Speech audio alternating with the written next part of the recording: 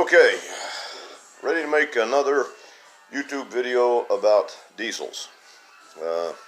Please excuse my music in the background. I like my music, among other things. We won't go there.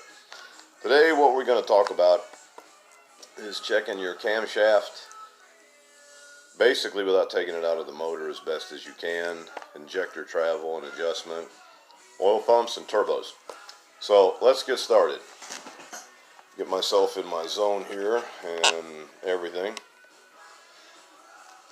On a Cummins, unless I'm mistaken, it's I think 171 or 173 thousandths of an inch with a good dial indicator centered on the injector top of the plunger or plunger follower. When you rotate the engine over, it should have, I think it's 173 thousandths of travel. Now, if your injector is set too tight on one of your old mechanical Cummins, it compresses and bends slightly the push rod and stuff, and you'll only get like 160, 165. You can try and correct that with adjustment. Adjust the injector with a torque wrench, and if I'm not mistaken, it was 78 inch-pounds. It depends on the CPL number. And the end result, if they're all the same, you're probably okay. If you get one that has a worn cam lobe, injector lobe on the cam, no matter how you adjust it, you can't get 173 on top of the injector up and down, from maximum up to maximum down. If the cam is worn, you may only get 130, 140, depends on how much it's worn. You have to adjust the injector so that on the outer base circle method of adjustment, the plunger is all the way at the bottom. Now that's the position of the injector most of the time. It raises it right before, just enough to take in fuel and then start squeezing it out, because there's no check valve in the tip of a Cummins cylindrical injector, and air will get back in there and get into your fuel line, and so the injector is held down all the time. Now on your more modern engines, I really can't say, but I'm teaching about the old ones. And what it boils down to, if your cam is perfect, you may get actually like 175, 176. When it's adjusted, when you torque the injector adjusting screw, you squeeze the oil out of the cup and it's zeroed, and then there's a slight preload. And if the cam is perfect and everything, it should be right around, I think it's 171 thousandths or 173 thousandths of an inch. I could be wrong, it might be 178, but if your injector is traveling more than that, you can't get any more than that unless something major is wrong, because the lobe will only lift it so much, and if you have the right preload, it should be right at 173. We'll just say it's 173. I'm pretty sure that's what it is, but you can check on that. I'm sure you can find the specs. Most people will just adjust them with a torque wrench and be done with it, and that's okay. You know, people have done that for years, but if you check them all with a good dial indicator like a Garrett or a Starrett, with a very good mount, make sure it's perpendicular, it's perfectly square and centered. You don't want it in an angle. You want it to be, and it should follow, if at all possible. And you may have to take the jake heads off to check that. But if you're doing that, and you're getting a straight on with a dial indicator, and all of them are like 173, plus or minus, you know, a thousandth or two, that's pretty good. I've seen people torque them, and then they'd say, John, I've done everything right, man, and the motor, it's got like a miss in it, it's just got a weak cylinder. Well, I'll tell them, do you got a dial indicator? And I used to have tons of tools, and it's a long story, I won't go into that. But the bottom line is very simple. I checked it, and it was like 162. And I told him, I said, you sure you got it on the right timing marks? He said, yeah. And the next thing you know, I run it through a cycle, and from bottom all the way to the top, it was like 161, 162 as best as I can remember. So I got it on the right timing mark, and I think it was in cylinder number 3. And I tightened the screw until it bottomed out, and then I did it a little bit more, a couple, 3 times, get all the oil out of the cup. And then I retorqued it with a good snap-on inch-pound torque wrench, and I think it was 72 or 78 inch-pounds. And then I held the nut, And when you torque the lock nut, it kind of pulls the nut back up just a little bit. So I think it was 78 inch-pounds is what I went to. I run it, I zeroed the dial indicator, put it back on with a magnetic base. And then what I did was run it through had him hand rotate the engine one complete cycle, and I run it through. And it was still like 161 and a half, 162. The only way for that to happen is if your cam is worn. If you have an injector cam lobe that's worn on a Cummins, if that's the case, I don't care what you do, it's not going to run right. It's going to fire weak on that cylinder because when it raises up, it's barely uncovering the hole, if it's covering all. Depends on how much wear there is in it. That will miss or it'll fire weak. And you know, if it's bad enough and you're pulling really hard and the fuel's cranked to it, you can break a crank. That'll cause a crank to break because it's not twisting the crankshaft the right amount. Since I'm talking about crankshafts, there's weight of a flywheel or a torque converter, and there's harmonic balancers or your front vibration dampeners. Those have to be in good shape because that's what keeps the crank from just twisting like crazy, and it work hardens just like a coat hanger when you was a kid, and it'll break. So that's why that's very important, is your harmonic balancer, your vibration dampener. Some of them now are viscous, you know, they'll get wear particles in them, and the fluid gets weak, and it mixes with wear particles. And they recommend like every so many 500,000 miles that you should go ahead and replace it, or so many years. I know people that's run them and never had any trouble with them, but that can be a problem.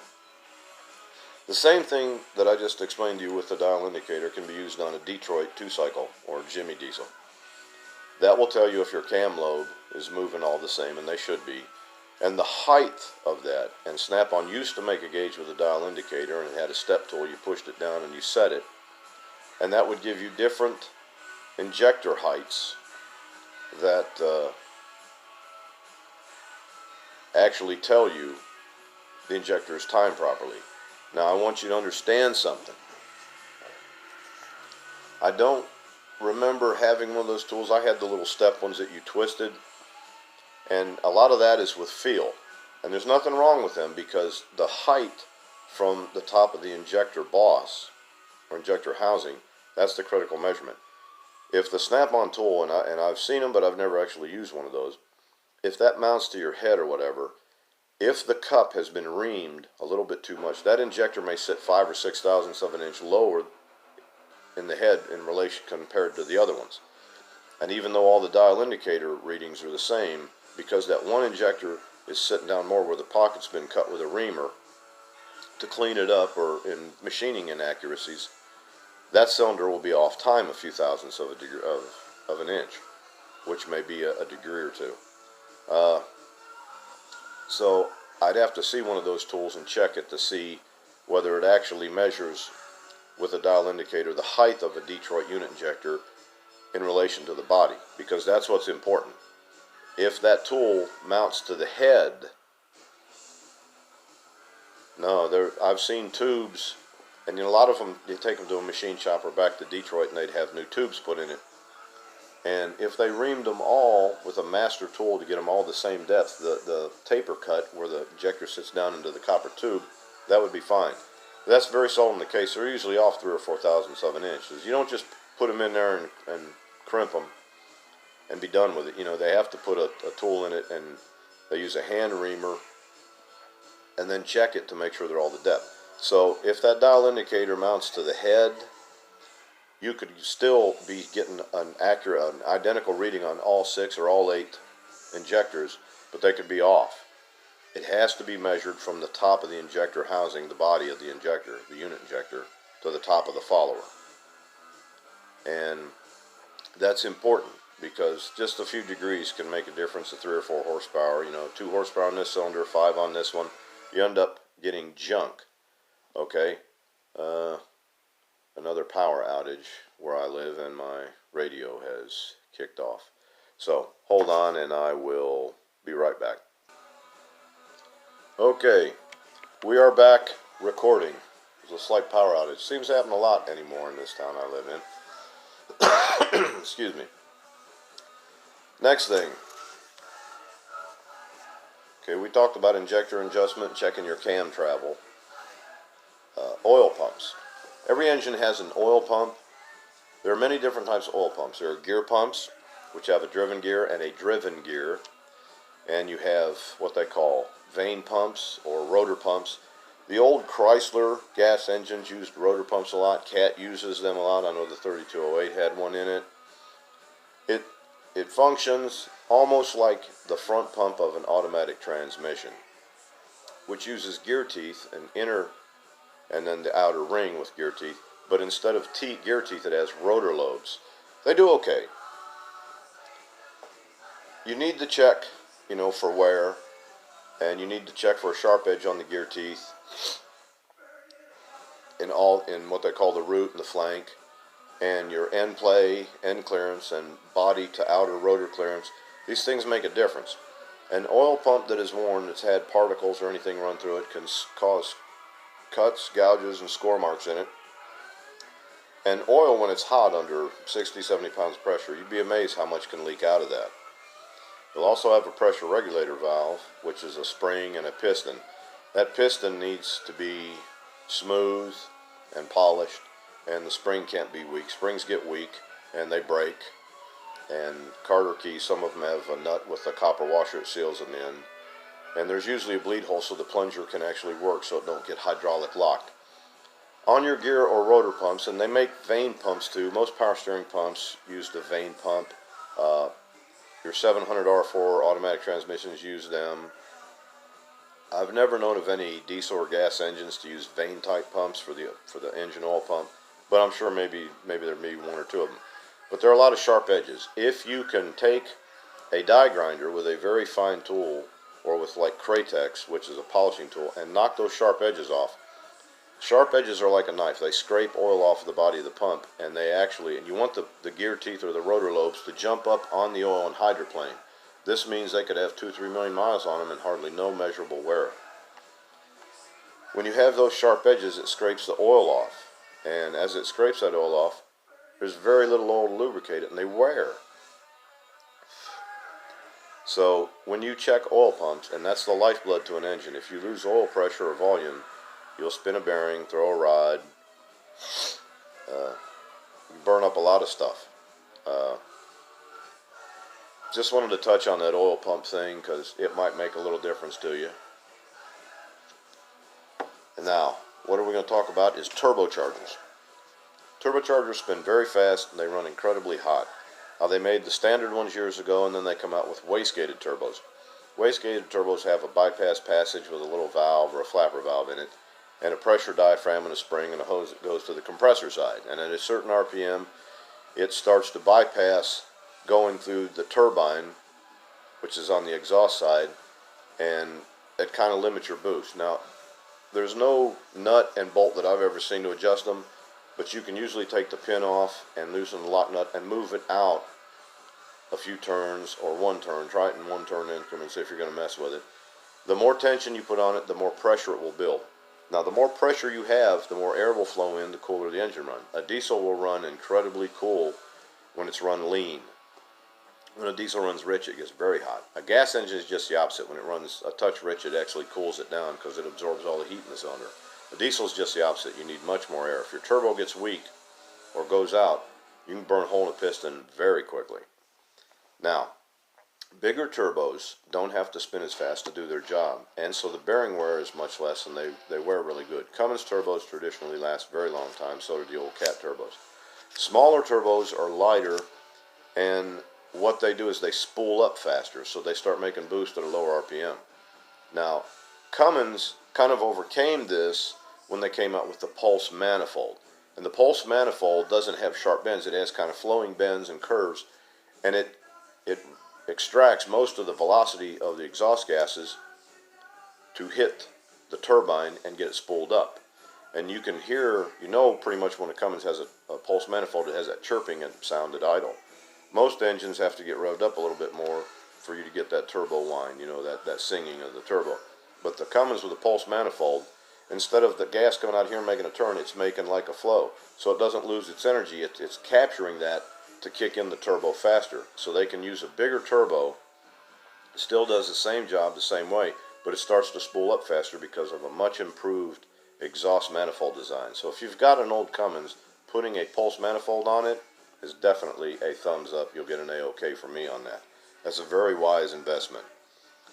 What does a turbo do? It uses exhaust-driven flow to spin a turbine wheel very fast, connected to a shaft to an identical, for the most part, wheel called a compressor wheel. Now the heat from the shaft also heats that, and compressing air heats it, but a lot of that heat goes through the shaft into the compressor wheel and heats the air up. This is why they have intercoolers and aftercoolers. It's cooling the air after it leaves the turbo. And when you cool air, the molecules, so you can cram more of them in it. So 20 pounds of pressure at, say, 180 degrees air temperature has much more molecules than 25 pounds of pressure at 300 degrees Fahrenheit. And so you don't have to have maximum boost when you have the air charge cooled. 20 pounds to 30 pounds is a lot. What does a turbo do? And regular Cummins is like 855 cubic inches, your big cam 3, big cam 4, your 855s. When you put 20 pounds of boost in the intake manifold, you are cramming more air into that engine than a naturally aspirated 1500 cubic inch engine would have. A turbo basically makes an engine variable displacement. Even though the Bourne stroke has not changed, you've compressed air into the cylinder. It has the effective air of a much larger displacement engine running at natural aspiration, atmospheric pressure. And this is, most airplanes, turbos and superchargers were invented pretty much for the aircraft industry, for fighter planes. You couldn't go above so many thousand feet unless you had a supercharger or a turbocharger. This makes it a variable displacement engine. It pressurizes the air so you can go to much higher altitude. Well, it does the same thing for a diesel engine, crams more air in it than what the engine would naturally take in. And since you have more air, you can burn more fuel with it, make more power.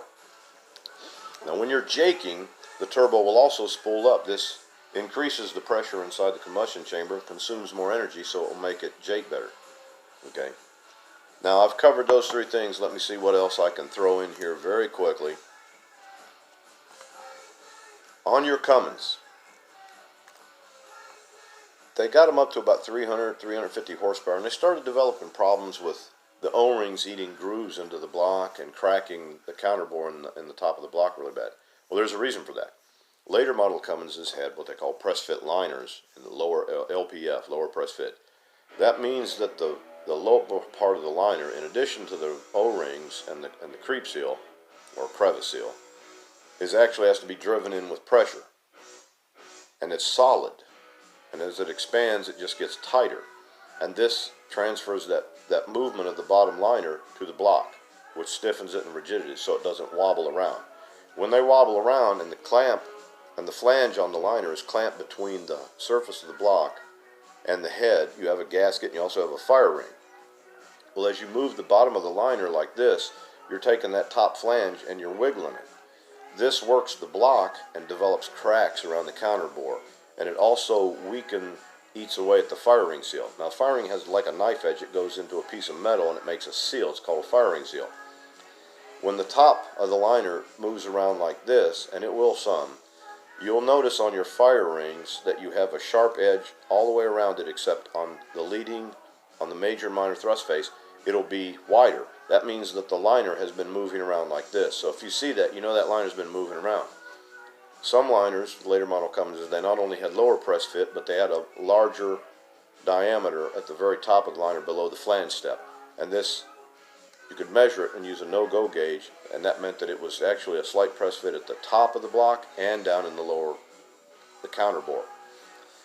And so that holds it much more stable. The gaskets hold better, the fire rings hold better, and so you can extract more power out of that engine. If you cranked up an old Cummins that didn't have lower press fit, you're going to have a lot of problems with it. It will crack the top of the block, and they have a lot of problems with that, and the fire rings will get chewed up and you start losing compression. This is one of the reasons why you have to have press fit to a point liners in an engine. If they just slide right in easy, you're not going to get much power out of it before you start having mechanical problems, head gasket, leakage, stuff like that. Your Detroit 71 series was a dry liner, so you didn't have that problem. And they should go in about half to a third of the way, and then slowly get tight. Then you take a brass block or a hardwood block, and you can tap them down in place. 92s were wet liner above the ports. I've never really worked on but just a couple of them, and I never had to work on liners, so I can't really say from experience on that. But they shouldn't just flop down in there easy. They should have some interference fit to them. The old Mack E6, very good engine. I've cranked up quite a few of them, and they'll run close to a 4 1/4. They don't have the utmost power, but you'd be amazed at how that little small 673 cubic inch Mack engine will run. They use dry liners too. E7s, they did modify the block and stuff, but for the most part the casting wasn't very different from an E6.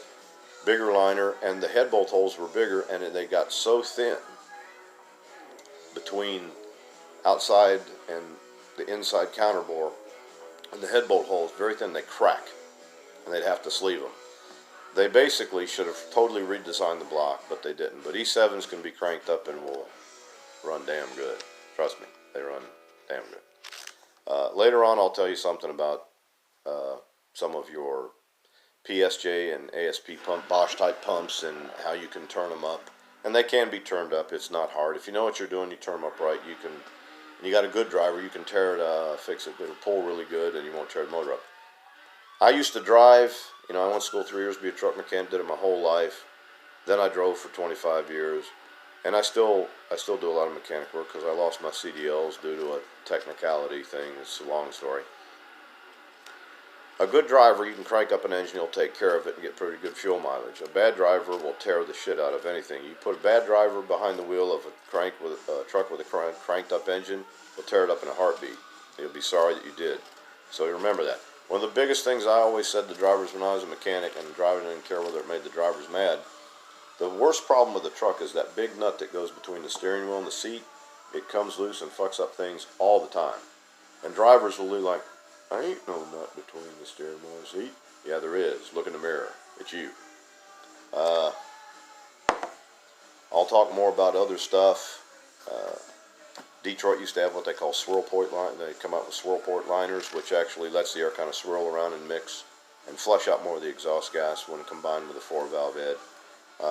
I'll talk more about that stuff later, but this video is already like 22 minutes long. Gotta go. So we'll see you next time, and have a good day. Like, share, subscribe. It's good for the ego. Have a nice day.